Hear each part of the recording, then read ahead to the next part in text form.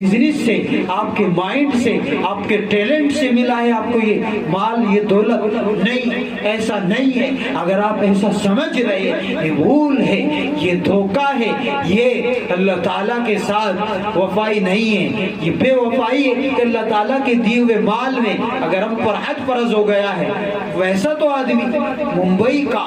Dubai کا، France کا، Japan کا، امریکہ کا اور پتہ نہیں کہاں کہاں تک اپنے بزنس کی وجہ سے، اپنے دنیاوی تعلقات کی وجہ سے کہاں کہاں تک کا سفر کرتا ہے۔ اس کو یہ توفیق نہیں ہوتی کہ وہ بیت اللہ کا سفر کرے، وہ حج بیت اللہ کرے، وہ حج کرے، جو فرض اس پر ہے اس کو ادا کرے۔ تو اس لیے میرے محترم بزرگ اور دوستو، ہمیں اس سلسلے میں فکر مند ہونے کی ضرورت ہے اور اپنی نیت کو درست کرنے کی ضرورت ہے کہ اللہ تعالی ہم سب کو بھی وہاں پر بلائے، اور اللہ تعالی جو حالات چل رہے ہیں